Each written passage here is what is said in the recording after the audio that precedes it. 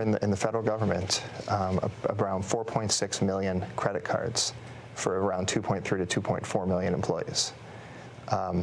This doesn't make sense. Right. I found it. Is that bad? I found it on the weekends because under the Biden administration, there was no departmental oversight within the Department of Interior whatsoever.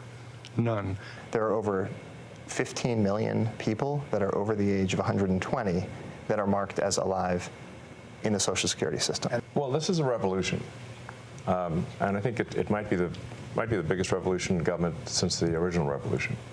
But at the end of the day, America is going to be in much better shape. Welcome back, and that is Elon Musk and the Doge team with Bret Baier on Fox News this week, identifying the many duplications, the wasted taxpayer dollars in government that they are trying to correct. They've reported savings so far of $130 billion of taxpayer money from Doge. The national debt sits at $36 trillion, with the interest on that debt costing $1 trillion a year. The last time the U.S. had a balanced budget was 24 years ago, with a surplus of $128 billion for the fiscal year 2001. But in a recent Wall Street Journal op-ed, Wisconsin Senator Ron Johnson writes this: the key to a balanced budget is, quote, returning to a pre-pandemic spending level combined with pro-growth tax policies and repealing the economy-crushing tax increases scheduled for 2026, and that could make the balancing of the federal budget achievable. Joining me now is the man himself, Senator Ron Johnson, a member of both the Senate Budget and Finance Committees. Senator, good to see you. Thank you so much for being here. You want to return to pre-pandemic spending. Walk us through it. What is that number, and how come we don't see a return to the pre-pandemic spending? What's the problem? Good morning, Maria. Let me first say that I think that the President Trump and Elon Musk Doge effort is brilliant. You know, they're exposing just grotesque examples of waste, fraud, and abuse that demonstrate how out of control government is and how out of control government spending is.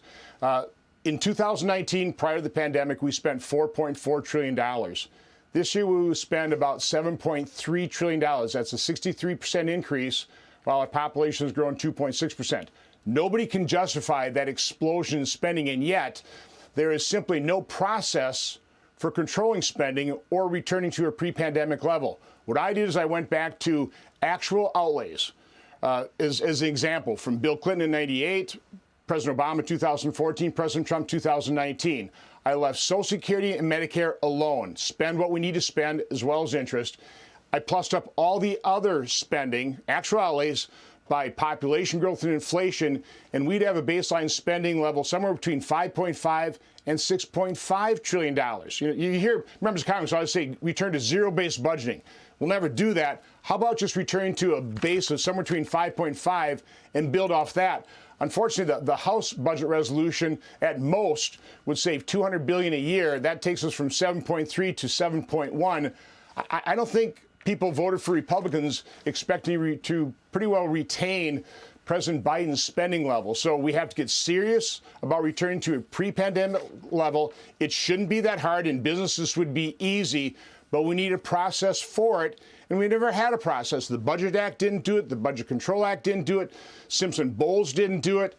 So what I've suggested in my last Wall Street Journal column is set up a panel, senators, House members, and members of the administration to sit for basically a type of budget review meeting, panel, that we actually go through all 2,400 individual lines of the budget.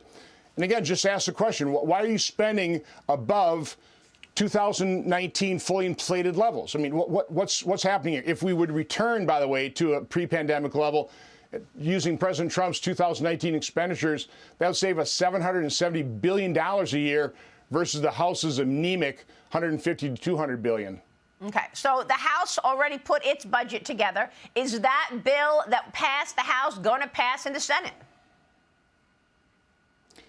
Without a commitment to returning to some reasonable pre-pandemic spending level and a process to actually achieve it, I don't think that's going anywhere. So again, that's going to be the discussion. Listen, I want to see President Trump succeed. He's doing marvelous things. We need to take what Elon Musk is doing in Doge, and we need to codify that. I would suggest monthly rescission packages made up of those, those billions of dollars worth of savings. We'll pocket that. That's on the discretionary side, a lot of that.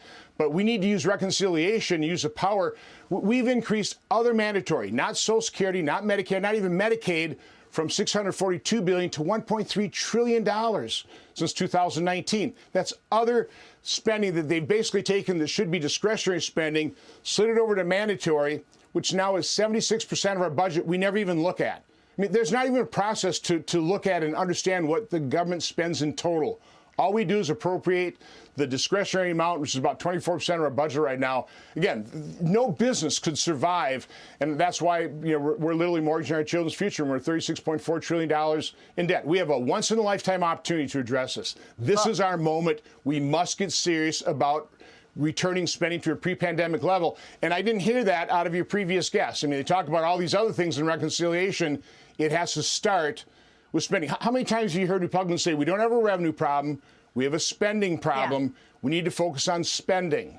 Well, I mean, it's a good point that you make. It's sort of like automatic pilot, right? I mean, 76% of the money goes to these, mandatory programs like Medicare, Medicaid, Social Security. So what do? You just say, oh, well, that's all going there. That's 76%. So let's just work on the 24%, without actually going back and looking at the 76% and doing it surgically to see if there's actual waste there.